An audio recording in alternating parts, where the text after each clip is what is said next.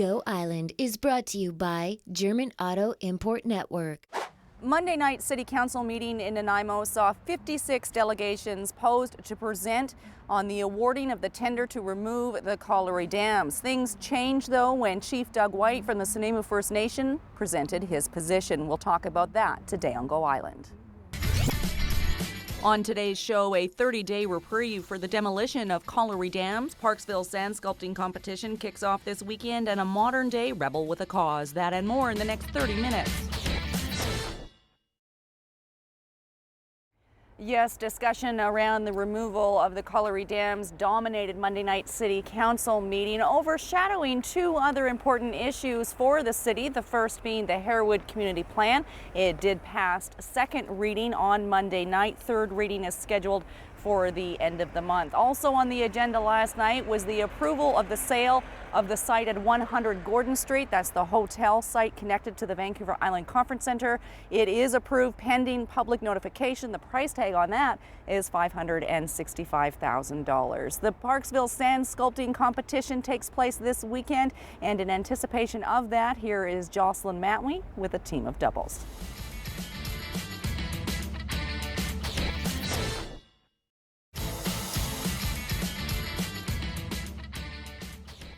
The competition at the Parksville Beach kicks off on a Saturday morning. The gates are open to the public at Saturday afternoon at 2 o'clock. It runs right through until August the 18th.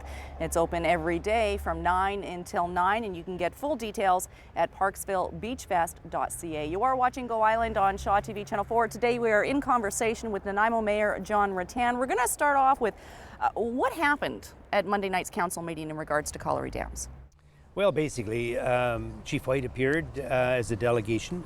There was 56 actual delegations that appeared, and the chief was certainly one, and really wanted to impress upon us the need to have a timeout or a time to wait, and he was looking for a 30-day window.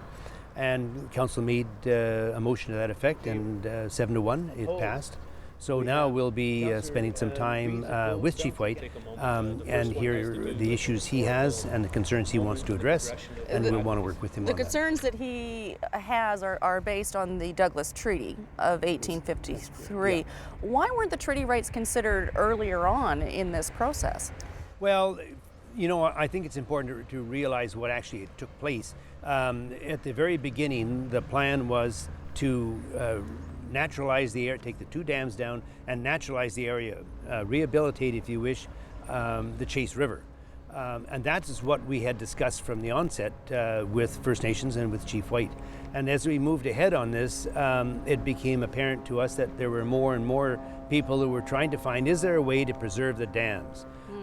This was something that we hadn't really expected that people would become so passionate about. And as a result, we looked at the possibility then of rebuilding the dams. At last night's meeting, Chief White put forward his position that he believes that it's unlikely the dams will be rebuilt, but that's Chief White's view, and it's something that we'll have to speak to him on at this point. But it's very much in an informative level now. We're just starting off with the discussions. We don't know what form they'll take.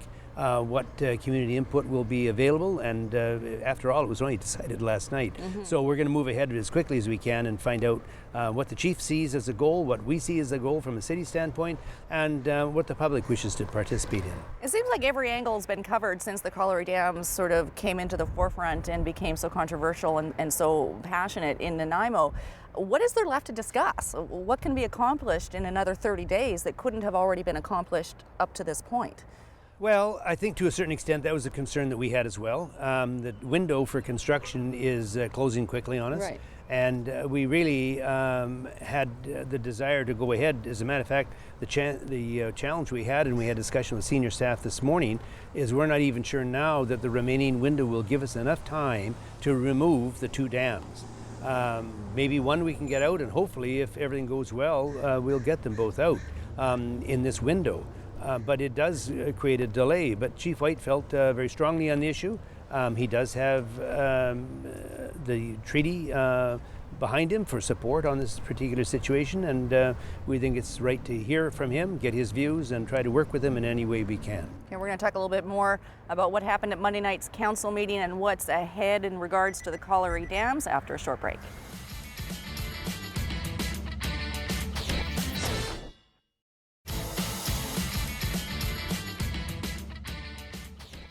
You're watching Go Island on Shaw TV Channel 4. We'll continue our conversation with Nanaimo Mayor John Rutan later on this edition of Go Island. In the meantime, Alberta's Dean Clifford has been fighting what he considers to be unjust and unfair laws in Canada for quite some time. Dan Kahn recently sat down with Dean to get a better sense of this rebel with a cause. Still to come today on Go Island, taking a stand for what he believes to be unjust, a road trip to the O'Keefe Ranch in Vernon, and the plot thickens at the Colliery Dams. That and more still to come.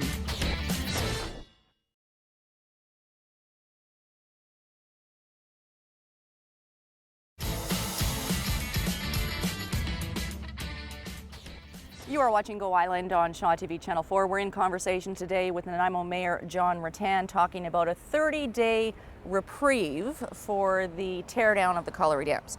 That 30 days will give you time to have some discussions with the Nanaimo First Nations and Chief Doug White. Is there an opportunity for the public to be a part of those discussions? Well, there certainly may be. Remember, the decision was only made last night. This was a request from Chief White. He obviously wanted some time to consult with his own council and try to determine a policy. We respected that request, and how it will be opened up, I think, will largely follow the direction of Chief White. He'll see what his vision is, how to move ahead. For our part, we did this, and we're quite pleased we did, but it does come with a risk, and the risk is whether we're going to have enough time in the remaining summer, the dry period, to deconstruct the dams. The 30-day period is over on August the 8th, and the time frame outlined by the Department of Fisheries and Oceans was in July. No, so that deadline's already missed? No, the deadline actually, well, the window that they suggest is July 15th to September 15th. Okay. That's the period. But that's simply just an arbitrary date. The reality is, as soon as the winter rains or the fall rains start, that's going to have a negative impact on it. So if by the middle of September the weather still held, we had virtually no rain, we can continue working on it. But as soon as the heavy rains start, that's the end of construction for almost a year. Okay. It's a bit of an assumption that if the public is involved in this discussion period over the next 30 days, let's assume that they are. There was talk of needing to bring a mediator in, or maybe not needing to, but it being a good idea. Why? Well, that suggestion was made by the public and possibly by Chief White as well. I think it's important to remember that the public has been engaged in this discussion since last fall. They've had public meetings at John Barsby going back months now. So there's been quite a bit of opportunity for the public to voice their opinion and concerns on the dams. But what we see now is the need to make sure that Chief White understands and First Nations understand what we're trying to accomplish, the window we have remaining, and yet we want to be respectful of their needs as well. So, and they have traditional fishing in particular, and they're concerned about the fishing industry there. I guess I don't understand why this didn't come up a long time ago. It seems a little bit, the decisions were made, things were being moved forward, the tender was supposed to be approved and deconstruction starting, and then last minute halt and back up when this issue's been on the table for a very long time. Well, it has, but I mean, remember now the situation, and that is that we've had one group saying the dams have to stay or be replaced, and now Chief White has come out and said that he's not sure if the dams will be rebuilt. So are we going to naturalize the river, which I think would be a desirable choice, probably something around the $7 million mark. So if we deconstructed the two dams, renaturalized the Chase River to what it was prior to the coming of the settlers when they built the dam 103 years ago, That's about a $7 million fix. Okay. If we want to take the 2 dams down and rebuild the dams, we're talking about another $5 million extra to do that, something approaching $12 million, between $11 and $12 million. And these are all estimates at this point? These are all estimates, Okay. exactly. So which way do we want to go? And if We got 30 days to figure it out. Exactly. That's the Hopefully. point. Hopefully. Okay, we're going to talk more about the process from the beginning. Critics of City Hall have been saying that it was mishandled right from the get-go. We're going to get John Rutan's opinion on that. And what can we expect at the end of this 30-day period? Does anybody really know? We're going to take a short break on Go Island and be back with more.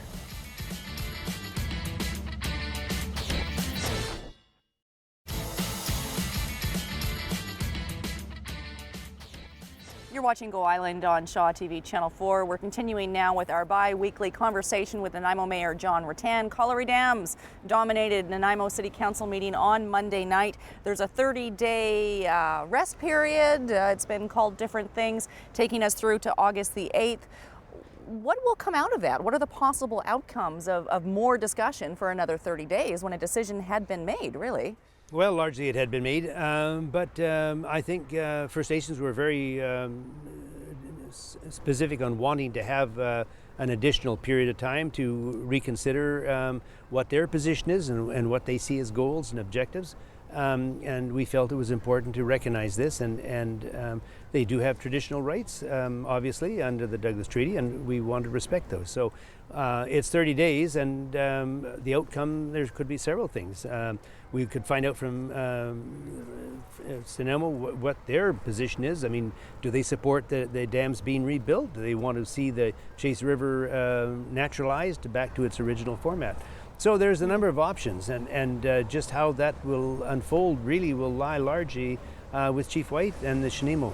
Okay. The critics of City Hall have said that this issue has been mishandled right from day one. How do you respond to that? Well, you know, the problem is it's a moving target. You know, for us, the goalposts are changing quite often. We did have a plan, and originally it came out that we were going to naturalize the river again and take the 2 dams down. Then there was a lot of criticism about that. There were public meetings, some very vocal and very outspoken public meetings were held at the John Barsby School, and people were quite angry. We tried to see if there is some kind of a compromise, and compromises rarely work, where we could do something with the dams. And possibly take one down and leave one. We looked at a huge number of options and spent a tremendous amount of staff time in trying to look at all the variables. And now it's got down to the point where we want to deconstruct the dams this winter and then possibly reconstruct them next year. Chief White has said he doesn't really envision the 2 dams being rebuilt. So the month timeout will give us a chance to see if we can come together on a position. Hindsight is 20/20, as the cliche goes. If Very you much were so. able to go back in time and start this process differently from day one, would you do anything differently? What would you do I don't differently? think so, because I think, you know, you need to ask the question when we finally reach the end, and as we will, and then I'll know better about it, because at this point I'm not sure exactly how it'll unfold. Will we see the river naturalized again, or will we see 2 dams built? And that's what this next 30 days will make a final determination on. Are there some lessons being learned, do you think, for yourself and the rest of council and staff in a process like this? Well, you know, I don't know that there are lessons to be learned, but I can tell you that you're going to find that it's very seldom you can get 2 people with the same opinion. When you try to press people for a vision of what they want or how they suggest we proceed, they have all kinds of comments, but when you ask them for a specific answer, it's often not there. And so, you know, it's not easy to make decisions without getting strong support. And the community was very much divided on this issue, and it still may be. If we had gone to a public referendum right across the entire city, would it have passed? I don't know that. Is that still a possibility, a referendum, do you think? I Those don't are think expensive, so, we know, because but- they're very expensive, and there's a delay in it. You can do nothing until the referendum, because obviously you wouldn't want to spend any money deconstructing or do anything else if you're going through a situation where a huge amount of public money is involved. We'll stop We it need there. a direction. Thank you. And that direction will hopefully be more clearly defined over the course of the next 30 days. We're going to throw things over now to a road trip. We're going to visit O'Keefe Ranch in Vernon.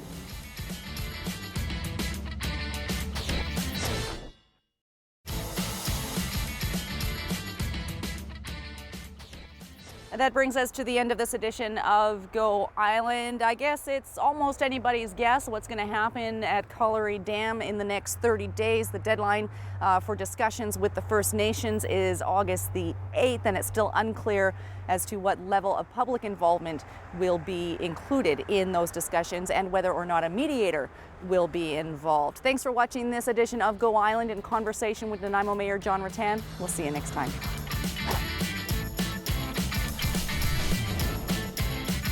Go Island is brought to you by German Auto Import Network. Clothing supplied by Catwalk Fashions. Kate's Hair and Aesthetics provided by Maffeo Salon.